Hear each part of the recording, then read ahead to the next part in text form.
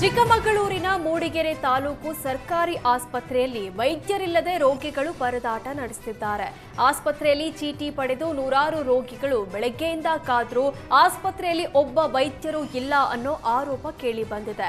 ಆಸ್ಪತ್ರೆಯೊಳಗೆ ಶಾಸಕಿ ನಯನ ಮೋಟಮ್ಮ ವೈದ್ಯರ ಸಭೆ ನಡೆಸ್ತಾ ಇರೋದ್ರಿಂದ ವೈದ್ಯರು ಸಭೆಯಲ್ಲಿ ಬ್ಯುಸಿಯಾಗಿದ್ರು. ಹೀಗಾಗಿ ಹೊರಗೆ ರೋಗಿಗಳಿಗೆ ಚಿಕಿತ್ಸೆ ಇಲ್ಲದೆ ಪರದಾಡುವಂತೆ ಆಗಿದೆ ಅಂತ ಜನ ಆಕ್ರೋಶ ವ್ಯಕ್ತಪಡಿಸಿದ್ದಾರೆ. ವಿದ್ಯುತ್ ದರ ಏರಿಸಿದ್ದಕ್ಕೆ ಹೋಟೆಲ್ ಮಾಲೀಕರ ಸಂಘ ಅಸಮಾಧಾನ ವ್ಯಕ್ತಪಡಿಸಿದೆ. ಎರಡನೇ ಬಾರಿ ವಿದ್ಯುತ್ ದರ ಏರಿಸ್ತಾ ಇರೋದು ನಿಜಕ್ಕೂ ಬಹುದೊಡ್ಡ ಅನ್ಯಾಯ. ಸರ್ಕಾರ ಕೂಡಲೇ ಈ ಆದೇಶವನ್ನ ಹಿಂಪಡೆಯಬೇಕು. ಈ ಆದೇಶ ಹೋಟೆಲ್ ಮಾಲೀಕರಿಗೆ ಗಾಯದ ಮೇಲೆ ಬರೆ ಎಳೆದಂತೆ ಆಗುತ್ತೆ. ಈಗಾಗಲೇ ಗ್ಯಾಸ್ ಸಿಲಿಂಡರ್ ಅಭಾವದಿಂದ ಸಾಕಷ್ಟು ನಷ್ಟ ಆಗಿದೆ. ಇದೀಗ ವಿದ್ಯುತ್ ದರ ಏರಿಕೆ ಮಾಡ್ತಾ ಇರೋದು ಸರಿಯಲ್ಲ ಅಂತ ಬೆಂಗಳೂರು ಹೋಟೆಲ್ ಸಂಘದ ಗೌರವಾಧ್ಯಕ್ಷ ಪಿಸಿ ರಾವ್ ಹೇಳಿದ್ರು. 1ನೇ ತಾರೀಕಿನಿಂದ ವಿದ್ಯುತ್ ಬೆಲೆಯನ್ನು ಏರಿಸುತ್ತಿರುವುದು, ಅದು ಕೂಡ ಎರಡನೇ ಬಾರಿ ಏರಿಸುತ್ತಿರುವುದು ಬಹುದೊಡ್ಡ ಅನ್ಯಾಯ.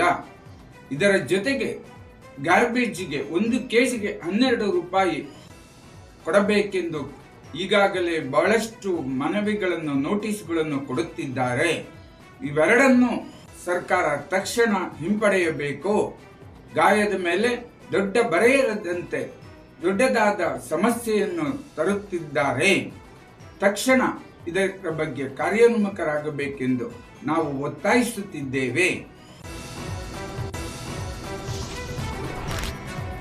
ವರನಟ ಡಾಕ್ಟರ್ ರಾಜ್ಕುಮಾರ್ ಸಮಾಧಿ ಜಾಗದ ಕುರಿತು ವಿವಾದಾತ್ಮಕ ಹೇಳಿಕೆ ನೀಡಿದ್ದ ನಟ ಚೇತನ್ ಅಹಿಂಸಾ ವಿರುದ್ಧ ಕರವೇ ಪ್ರತಿಭಟನೆ ನಡೆಸಿದೆ.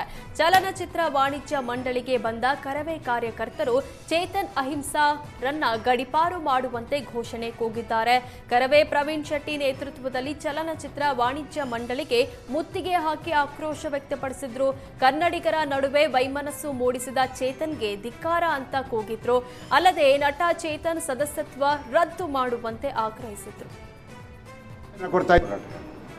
ಒಬ್ಬ ರಾಜ್ಕುಮಾರ್ ಅವರ ಬಗ್ಗೆ ಮಾತನಾಡಿ ಇಡೀ ಕರ್ನಾಟಕದ ಕನ್ನಡಿಗರ ಕೆಂಗಣ್ಣಿಗೆ ಗುರಿಯಾಗಿದೆಯಲ್ಲ, ಎಷ್ಟು ಮಟ್ಟಿಗೆ ಸರಿ?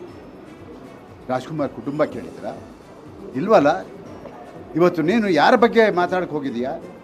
ನೀನು ಯಾರ ಬಗ್ಗೆ ಏನು ಮಾತಾಡಿದ್ರು ನೀನು ಚಿತ್ರರಂಗದಲ್ಲಿ ಬೆಳೆಯೋಕ್ಕೆ ಸಾಧ್ಯ ಅಲ್ಲ. ನೀನೊಬ್ಬ ನಿರುದ್ಯೋಗಿ, ನೀನೊಬ್ಬ ದುರಂಕಾರಿ. ನಿನಗೆ ರಾಜ್ಕುಮಾರ್ ಬಗ್ಗೆ ಮಾತಾಡ್ಬಿಟ್ರೆ ನಾನು ಎಲ್ಲೋ ಹೋಗ್ತೀನಿ ಅಂದ್ಕೊಂಡಿದ್ದೀಯಾ? ರೋಡಲ್ಲಿ ಓಡಾಡೋಕ್ಕಾಗಲ್ಲ. ಹುಷಾರ್, ನಿನಗೆ ಎಚ್ಚರಿಕೆಯನ್ನು ಕೊಡ್ತಾ ಇದ್ದೀವಿ. ನಾನು ಸರ್ಕಾರಕ್ಕೆ ಮನವಿ ಮಾಡ್ತಾ ಇದ್ದೀನಿ, ಈಗಾಗಲೇ ಮನವಿ ಮಾಡಿದ್ದೀನಿ. ಇವನ್ನ ಕೂಡಲೇ ಗಡೀಪಾರು ಮಾಡಬೇಕು. ಯಾಕೆಂತ ಹೇಳಿದ್ರೆ ಕಾನೂನು ಸುವ್ಯವಸ್ಥೆ ಕರ್ನಾಟಕದಲ್ಲಿ ಹದಗೆಡೋದಕ್ಕೆ ಮುಂಚೆ ನೀನು ಈ ನಾಡನ್ನು ಬಿಟ್ಟು ಹೋಗಿ. ನಟ ಚೇತನ್ ಅಹಿಂಸಾ ವಿರುದ್ಧ ಚಲನಚಿತ್ರ ವಾಣಿಜ್ಯ ಮಂಡಳಿ ಅಧ್ಯಕ್ಷೆ ಜಯಮಾಲಾ ಕಿಡಿಕಾರಿದ್ದಾರೆ. ನಮ್ಮ ಚಿತ್ರರಂಗದ ಒಂದು ಭಾಗವಾಗಿರುವ ಮನುಷ್ಯರಿಂದ ತಲೆ ತಗ್ಗಿಸುವಂತಾಗಿದೆ. ಚೇತನ್ ತಪ್ಪು ಮಾಡ್ತಿದ್ದಾರೆ. ಕಲಾವಿದನಿಗೆ ಕೊಟ್ಟ ಜಾಗವನ್ನ ಯಾಕೆ ಕೊಟ್ರಿ ಅಂತ ಪ್ರಶ್ನಿಸಿ ಲೇವಡಿ ಮಾಡ್ತಿದ್ದೀರಾ? ಪಾಕಿಸ್ತಾನ ಜಿಂದಾಬಾದ್ ಅಂತ ಹೇಳಿರುವ ವ್ಯಕ್ತಿ ನೀವು ಕ್ಷಮೆ ಕೇಳಬೇಕು. ಸದಸ್ಯತ್ವ ರದ್ದು ಮಾಡುವ ಬಗ್ಗೆ ಚರ್ಚೆ ಮಾಡ್ತೀವಿ. ಸರ್ಕಾರಕ್ಕೂ ಈ ಬಗ್ಗೆ ಪತ್ರ ಬರಿತೇವೆ ಅಂತ ಹೇಳಿದ್ರು. ಸರ್ಕಾರಕ್ಕೂ ಮುಜುಗರ ತರ್ತಿದ್ದಾರೆ, ಸಂಸ್ಥೆಗಳಿಗೆ ಮುಜುಗರ ತರ್ತಿದ್ದಾರೆ, ಅವರನ್ನು ನಂಬಿರ್ತಕ್ಕಂಥ ಅಭಿಮಾನಿಗಳಿಗೆ ಮುಜುಗರ ತರ್ತಿದ್ದಾರೆ.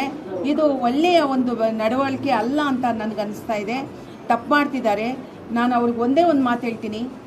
ನೀವು ಹುಟ್ಟೋಕ್ಕಿಂತ ಮುಂಚೆ ರಾಜ್ಕುಮಾರ್ ಅವರು ಬಹಳ ದೊಡ್ಡ ನಾಯಕರಾಗಿ ಈ ಕರ್ನಾಟಕದ ಪ್ರತಿ ಮನೆಗಳಲ್ಲಿ ಕೂಡ ತುಂಬಿ ಹೋಗಿರ್ತಕ್ಕಂಥ ಶ್ರೇಷ್ಠ ಕಲಾವಿದ, ಸಾರ್ವಭೌಮ ಆತ.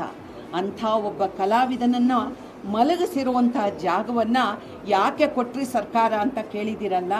ನಿಜವಾಗ್ಲೂ ಹೇಳಿ, ನೀವು ಈ ಥರದ ಮಾತುಗಳನ್ನು ಹೇಳಲಿಕ್ಕೆ ಯೋಗ್ಯರಾ? ನಿಮ್ಮನ್ನು ನೀವು ಬೆಂಗಳೂರಿನ ಪ್ರತಿಷ್ಠಿತ ಖಾಸಗಿ ಕಾಲೇಜಿನ ಲೇಡಿ ಅಸಿಸ್ಟೆಂಟ್ ಪ್ರೊಫೆಸರ್ ನಡುವೆ ಹೊಡೆದಾಟ ನಡೆದಿದೆ. ಇಬ್ಬರು ಒಂದೇ ರೂಮ್ನಲ್ಲಿ ವಾಸವಾಗಿದ್ರು. ಬೆಳ್ಳುಳ್ಳಿ ಈರುಳ್ಳಿಯಿಂದ ಗಲಾಟೆ ಶುರುವಾಗಿದೆ. ನಂತರ ರೂಮ್ನಲ್ಲಿ ಲ್ಯಾಪ್ಟಾಪ್ ಹಾಗೂ ಮೊಬೈಲ್ ಸ್ಪೀಕರ್ಗಳಿಂದ ಜೋರಾಗಿ ಶಬ್ದ ಬರುತ್ತೆ ಅಂತ ಗಲಾಟೆ ನಡೆದಿದೆ. ಬೆಂಗಳೂರಿನ ಕುಮಾರಸ್ವಾಮಿ ಲೇಔಟ್ನಲ್ಲಿ ವಾಸವಿದ್ದ ಜ್ಯೋತಿ ಕುಮಾರಿ ಹಾಗೂ ಪ್ರೀತಿ ಜೈನ್ ಮಧ್ಯೆ ಗಲಾಟೆಯಾಗಿದೆ. ನಿವೃತ್ತ ಡಿಜಿ ಓಂ ಪ್ರಕಾಶ್ ಕೊಲೆ ಕೇಸ್ನಲ್ಲಿ ಪತ್ನಿ ಪಲ್ಲವಿ 1 ವರ್ಷದಿಂದ ಜೈಲಲ್ಲೇ ಇದ್ದಾರೆ.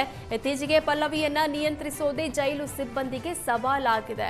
ಕಿರುಚಾಟ, ಕೂಗಾಟ, ವಿಚಿತ್ರ ವರ್ತನೆಗೆ ಭದ್ರತೆಗಿರೋ ಸಿಬ್ಬಂದಿ ಬೇಸತ್ತಿದ್ದಾರೆ. ಪಲ್ಲವಿ ಜೊತೆ ಬ್ಯಾರಕ್ನಲ್ಲಿರುವ ಕೆಲ ಮಹಿಳಾ ವಿಚಾರಣಾಧೀನ ಕೈದಿಗಳು ಭಯ ಪಡ್ತಿದ್ದಾರೆ. ಮತ್ತೊಂದು ಬ್ಯಾರಕ್ಗೆ ಶಿಫ್ಟ್ ಮಾಡುವಂತೆ ಮನವಿ ಮಾಡಿದ್ದಾರೆ. 15 ದಿನಕ್ಕೊಮ್ಮೆ ಪಲ್ಲವಿಯನ್ನ ನಿಮಾನ್ಸ್ಗೆ ಕರ್ಕೊಂಡು ಸಿಬ್ಬಂದಿ ಚಿಕಿತ್ಸೆ ಕೊಡ್ತಾ ಇದ್ದಾರೆ. 1 ವರ್ಷ ಕಳೆದ್ರೂ ಮಗನೂ ಭೇಟಿಗೆ ಬಂದಿಲ್ಲ. ಇತ್ತ ಮಗಳಿಗೂ ಮಾನಸಿಕ ಸಮಸ್ಯೆ ಇದ್ದು ಮಾನವೀಯತೆ ದೃಷ್ಟಿಯಿಂದ ಕೆಲ ಹಿರಿಯ IPS ಅಧಿಕಾರಿಗಳೇ ಚಿಕಿತ್ಸೆ ಕೊಡಿಸುತ್ತಿದ್ದಾರೆ.